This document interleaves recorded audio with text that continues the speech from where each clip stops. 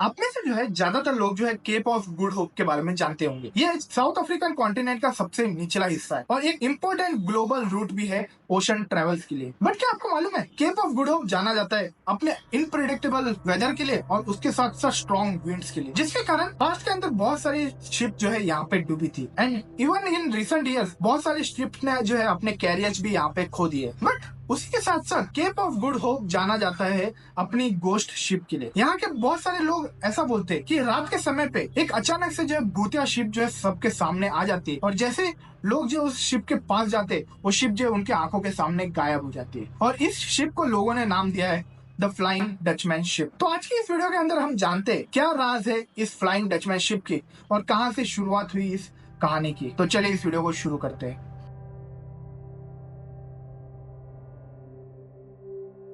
The flying Dutchman ghost ship की कहानी शुरुआत होती है 17th सेंचुरी के अंदर, जब एक डच सेलर एंड कैप्टन जिनका नाम था हेनरिक वेर डेर डेक्कन, उन्होंने जो एक बहुत ही बड़ा सफर कंप्लीट किया था एम्स्टर्डम से ईस्ट इंडीज तक। ईस्ट इंडीज जो है प्रेजेंट डे जकार्ता में आता है जो इंडोनेशिया में आता है। उन्हें ये सफर कंप्लीट करके वो आए थे ईस्ट इंडीज में और वो आए थे स्पाइसेस, सिल्क और दूसरे एक्सपेंसिव चीज को खरीदने के लिए। उन्हें ये जो ट्रिप जो है सक्सेसफुली कंप्लीट की और उनको जो है वापस से एक रूट लेके जो है जाना पड़ता है वापस से एम्स्टर्डम के लिए, क्योंकि उनका जो ट्रिप खत्म हो गया था। आप में से ज्यादातर लोगों को ये नहीं पता होगा कि 17th सेंचुरी के अंदर स्विस कैनल की जो है कंस्ट्रक्शन शुरू नहीं हुई, जिसके कारण रेड सी से मेडिटेरियन सी का डायरेक्ट एक्सेस बहुत ही ज्यादा लिमिटेड था, जिसके अंदर जो है स्मॉल साइज के वेसल्स और शिप जो है जा सकते थे। बट बड़ी साइज की अगर शिप्स होती थी तो उसको जाने के लिए बहुत ज्यादा प्रॉब्लम्स थी। तो इसके लिए जो है जितने भी सेलर्स एंड कैप्टन्स थे उनको जो एक बहुत ही लंबा रूट लेना पड़ता था, वो था the Cape of Good Hope. और ये जो रूट है ईस्ट इंडीज से एम्स्टर्डम का कैप्टन हेनरिक को कंप्लीट करना होता है 6 से 8 महीने के लिए, क्योंकि ये सबसे लंबा रूट होता था। पर जितने भी सेलर्स होते थे उस टाइम पे केप ऑफ गुड होप से जाने के लिए बहुत ज्यादा डरते थे, क्योंकि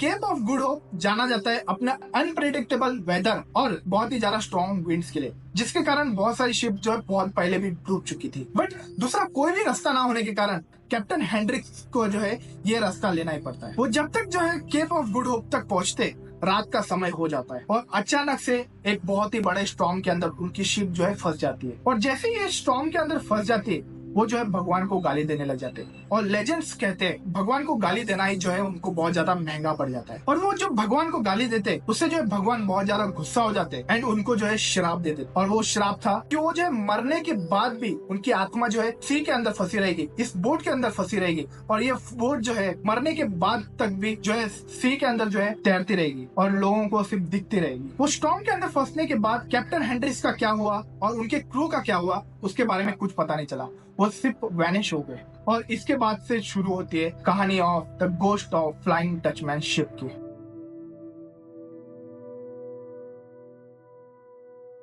सबसे पहली बार the flying Dutchman ghost ship को देखा गया था साल 1823 के अंदर, जब एक ब्रिटिश सेलर जो है जिनका नाम का हमें पता नहीं है वो जो है केप ऑफ गुड होप से जा रहे थे और समय था रात के 12:11। एंड आउट ऑफ नोवेयर घने बादलों में से एक अचानक से शिप जो है उनके सामने से निकल जाती है और उस शिप के ऊपर के क्रू जो है उस शिप को डिस्क्राइब करते हैं कि a vessel with tattered sails manned by shadows. वो बताते हैं कि ये शिप के जो सेल्स होते हैं जो फ्लैग टाइप के होते हैं जिससे जो विंड के साथ वो बोट चलती है वो जो है पूरी तरह से फट चुके थे और उसके साथ साथ उस बोट के ऊपर जो है बहुत सारी शैडोज दिख रही थी। बट जैसे ही वो थोड़े दूर जाते हैं बोट से वो शिप जो है उनके बाजू से गायब हो जाती है। वो जैसे ही होता है जो उस शिप के ऊपर जितने भी क्रू थे वो बहुत ज्यादा घबरा जाते हैं और वो जो है फटाफट से उस एरिया में से अपनी बोट निकालते और बोट निकाल के जब वो ब्रिटेन में पहुंचते अपने जो दूसरे सेलर्स को ये बताते और उसके बाद से जो पूरे ब्रिटेन के अंदर ये कहानी जो है फैल जाती है।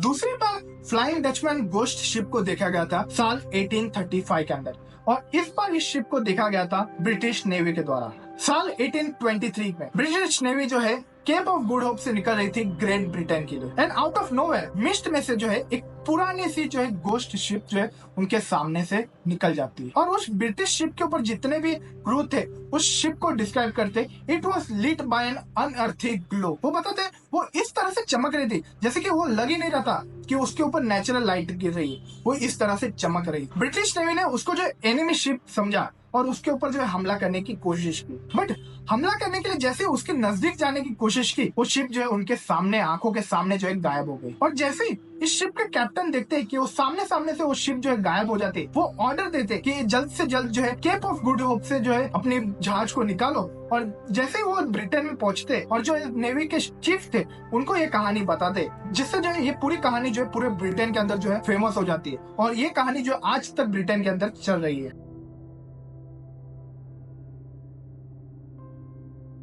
तीसरी बार फ्लाइंग डचमैन शिप को देखा गया था साल 1881 के अंदर और इस बार की जो साइटिंग थी इसको one of the most credible sighting of flying Dutchman ship भी बोला जाता है, क्योंकि इस बार जब फ्लाइंग डचमैन शिप दिखी इसको देखा गया था प्रिंस जॉर्ज द फिफ्थ के द्वारा। ये वही आदमी है जो फ्यूचर किंग ऑफ ब्रिटेन भी बनने वाले थे। बात है साल 1881 की। प्रिंस जॉर्ज द फिफ्थ जो है 16 साल के होते और उनके साथ उनके बड़े भाई होते हैं जिनका नाम है एल्बर्ट विक्टर, और उनको जो है ऑस्ट्रेलिया से ग्रेट ब्रिटेन का एक जो है सफर लेना पड़ता है अपनी शिप के अंदर, जिस शिप का नाम था HMS बचांटे, और उनको ये ट्रिप कंप्लीट करना होता है केप ऑफ गुड होप से। जब तक वो केप ऑफ गुड होप तक पहुंचते सुबह के जो है 4 बज चुके होते हैं और बताया जाता है ये जो साइटिंग थी इसी से बताया जाता है कि कहानी शुरू हुई थी इस शिप के क्रस्ट होने की। जब तक प्रिंस जॉर्ज द फिफ्थ जो है केप ऑफ गुड होप तक पहुंचे सुबह के जो है 4 बज चुके थे एंड आउट ऑफ नोवेयर एक क्लाउड में से जो है पुरानी सी लकड़ी से बनी हुई शिप आती। सबसे पहले जो है उसको एक क्रू मेंबर जो है इस शिप को स्पॉट करता है। जैसे वो शिप को देखता है अचानक से मिस्टीरियसली वो पानी के अंदर गिर के जो है उसकी डेथ हो जाती है। और जैसे ही दूसरे क्रूज उसको देखते हैं वो बताते हैं, और अभी जो मैं आपको डिस्क्रिप्शन बताऊंगा इस शिप का वो जो है डिस्क्रिप्शन सेम डिस्क्रिप्शन है जो प्रिंस जॉर्ज द फिफ्थ ने अपने नेवल चीफ को बताई। उन्हें बताया था this ship was strangely lit by red and green glow. उन्हें बताया कि ये शिप है जो है बहुत ही strangely red and green light के अंदर ग्लो कर रही थी, और बताया जैसे उनको लगा कि ये शिप जो है उनके लिए खतरा हो सकती है, अटैक करने के लिए पास जाने की कोशिश की, वो जो है शिप गायब हो जाती है उनकी आंखों के सामने से। और ये जो कहानी है ये अभी तक जो है ब्रिटिश नेवल रिकॉर्ड्स के अंदर जो है प्रिजर्व की हुई है और ये one of the most credible sighting of flying Dutchman ship भी बोला जाता है।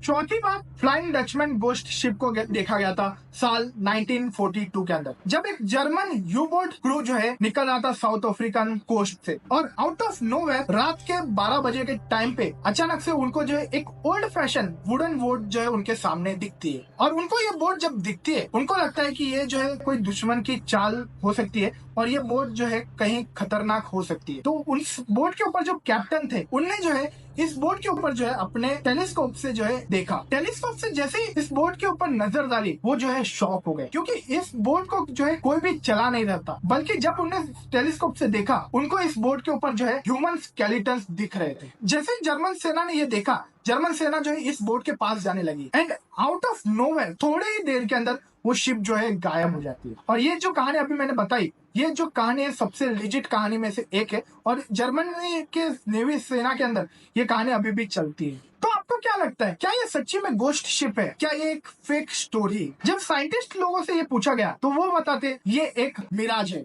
जो पानी के अंदर होना बहुत ज्यादा नॉर्मल है। बट वहीं पे दूसरे अफ्रीकन कॉन्टिनेंट के रहने वाले लोगों से पूछे और जो फिशरमैन जो इस ओशन के अंदर फिशिंग करते हैं उनसे पूछे तो बताते कि ये कहानी सच्ची है। और बहुत सारे लोग जो है इस शिप को देखने के बाद कभी जमीन पर वापस से नहीं लौटते। क्या आपने ऐसी कुछ कहानी सुनी है? अगर आपने सुनी है तो मेरे को कमेंट सेक्शन के अंदर जरूर बताना। तो मैं मिलता हूँ आपको अगली वीडियो के अंदर, तब तक ले जय हिंद, वंदे मातरम।